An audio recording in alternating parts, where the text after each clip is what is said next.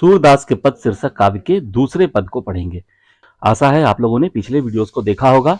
पिछले वीडियोस में हम लोगों ने सूरदास जी के जीवन परिचय को जाना था और जो 5 पद दिए गए हैं उनमें से पहले पद को पढ़ा था। अब आइए दूसरे पद को पढ़ते हैं। देखो माई या बालक की बात, बन उपवन सरिता सर मोहे, देखत श्यामल गात, मारग चलत अनीत करत है, हट करी माखन खात, पीतांबर वह सिर तय ओढ़त, अंचल दय मुस्कात, तेरी सौ कहो जसोदा, उरहन देत लजात, जब हरि आवत तेरे आ गए, सकुची तनक फैजात, कौन कौन गुण कहो श्याम कह, नय कुन काहू डरात, सूर श्याम मुख निरख जसोदा, कहत कहा यह बात। यहां पर नैकू होगा, आप करेक्शन कर लेंगे, लाल रंग से मैंने लिख दिया, अपने बुक में ठीक कर लेंगे। सबसे पहले हम लोग इसके कठिन शब्दों के अर्थ को समझ लेते हैं। माई का अर्थ है माँ या माता, बालक की बात इसका अर्थ है बालक कृष्ण के कृत्य, बालक कृष्ण के कारनामे, नटखटपूर्ण कारनामे। वन कहा गया है वन या जंगल को। उपवन का अर्थ है उपवन या बाग बगीचा। सरिता अर्थात नदी और सर का अर्थ है तालाब।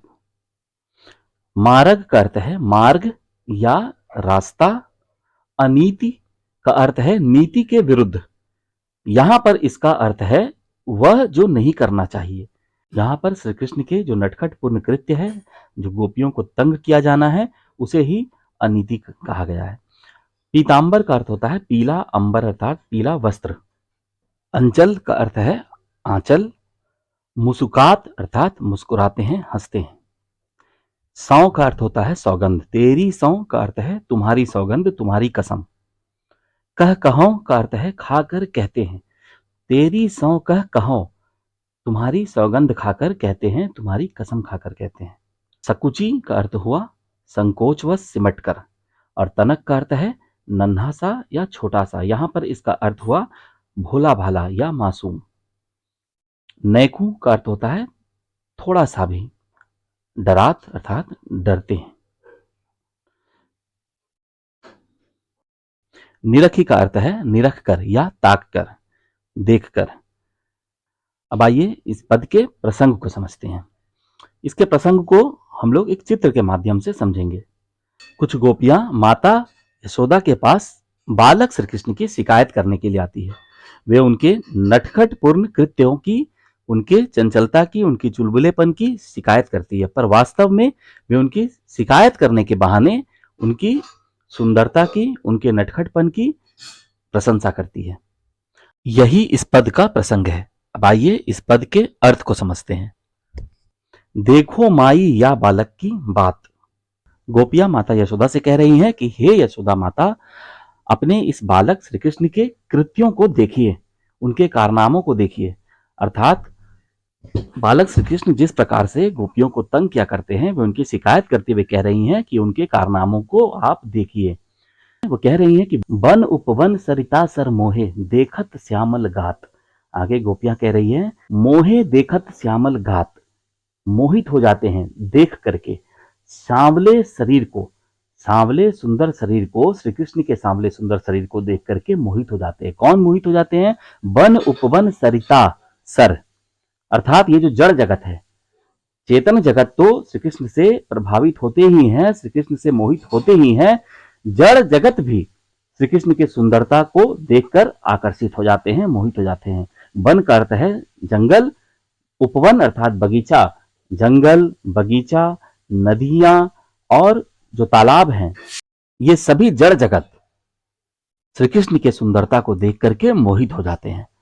मार्ग चलत अनीत करत हैं, हट करी माखन खात। मार्ग चलते समय रास्ते में श्री कृष्ण क्या करते हैं? अनीति करते हैं। अनीति करते हैं अर्थात जो नहीं करना चाहिए। हट करी माखन खात, हट करके, जिद करके, जोर जबरदस्ती से क्या करते हैं? माखन हमारा खा लेते हैं। गोपियां माता यशोदा से बालक श्री कृष्ण की शिकायत करते हुए कह रही हैं कि रास्ते चलते समय, रास्ते में ही वे उनके माखन को हट करके खा लेते हैं। पीतांबर वह सिर तय ओढ़त, और क्या करते हैं श्री कृष्ण? पीतांबर, पीला अंबर, पीला वस्त्र सिर पर ओढ़ लेते हैं। अंचल दय मुस्कात, आंचल के समान पीले वस्त्र को अपने सिर पर ओढ़कर, जिस प्रकार से स्त्रियां रखती हैं आंचल को, इसी तरह से वे आंचल रख करके मुस्कुराते हैं, हंसते हैं। तेरी सौंकह तुम्हारी सौगंध खाकर कह रही हूं। गोपियां यहाँ यशोदा को यह विश्वास दिलाना चाहती है कि वे जो कुछ कह रही हैं सच कह रही हैं। तो वे यशोदा माता की कसमें खा करके कहती है कि तेरी सौंकह तुम्हारी सौगंध खाकर कहती हूँ, उरहन देत लजात। अब तो उलाहना देने में भी, अर्थात शिकायत करने में भी हमें शर्म आती है, लज्जा आती है कि आखिर कितनी शिकायतें करूं। जब हरि आवत तेरे आगे, जब हरि अर्थात जब श्री कृष्ण तुम्हारे सामने आते हैं, तुम्हारे आगे आते हैं, सकुची सकुचा कर, सिमट कर, संकोच व सिमट कर, तनक हो जात, भोले भाले से हो, नन्हे छोटे बच्चे से के समान हो जाते हैं। मतलब श्री कृष्ण जब माता यशोदा के पास आते हैं, गोपियां कह रही हैं कि आपके सामने जब वे आते हैं तो भोले भाले बच्चे बन जाते हैं। सकुच तनक है जात, कौन कौन गुण कहो श्याम के, कौन कौन से गुण उनके हम आपको बताएं, कौन कौन से कारनामे बताएं, कौन कौन से कृत्य आपको बताएं कि किस तरह से वे हमें परेशान करते हैं। कौन कौन गुण कहो श्याम के, नैकु न काहू डरात, थोड़ा सा भी किसी से वे डरते नहीं है। नैकु का अर्थ है थोड़ा सा भी, थोड़ा सा भी, जरा सा भी वे किसी से डरते नहीं है। सूर श्याम मुख निरख जसोदा, इन सब बातों को सुनकर, गोपियों की उलाहना को सुनकर, शिकायतों को सुनकर सूरदास जी कह रहे हैं कि माता यशोदा श्री कृष्ण की तरफ ताक कर, निरख कर, श्री कृष्ण के मुख को देखकर माता यशोदा क्या कहती है? माता यशोदा श्री कृष्ण के मुख की ओर ताकती हैं और एक तरफ तो वे गोपियों से कहती हैं, एक तरफ तो माता यशोदा अचंभित है, आश्चर्यचकित है, वे गोपियों से पूछती हुई मानो कह रही हो कि यह क्या कह रही हो, और दूसरी तरफ वे श्री कृष्ण से जानना चाहती है कि क्या यह सही कह रही है। कहत कहा यह बात, कहत कहा यह बात। तो आशा है आपको यह पद समझ में आया होगा। अब आइए इस पद के विशेष की बात करते हैं। भाषा की अगर बात करें तो इसकी भाषा ब्रज है और गुण प्रसाद और माधुरी गुण है, रस इसमें वात्सल्य रस है।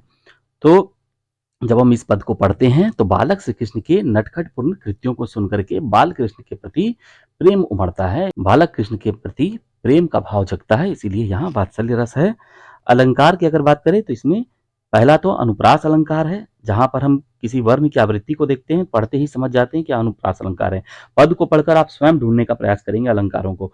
यहाँ अगर आप गौर करेंगे पद में तो ओढ़त अंचल में अवर्ण की आवृत्ति है और कह कहां में क वर्ण की आवृत्ति है, सूर श्याम में स वर्ण की आवृत्ति है। इसी प्रकार से आप किसी वर्ण की आवृत्ति को देखकर स्वयं समझ लेंगे कि वहां पर अनुप्रास अलंकार है। दूसरा इसमें पुनरुक्ति प्रकाश अलंकार है, जहां शब्द या वाक्यांश को दोहराया जाता है, उनकी पुनरावृत्ति होती है परंतु अर्थ नहीं बदलते। यहाँ कौन कौन में कौन शब्द को दोहराया गया है, उसकी पुनरावृत्ति हुई है परंतु अर्थ नहीं बदला है। दोनों बार कौन का अर्थ समान है, तो यहाँ पुनरुक्ति प्रकाश अलंकार है।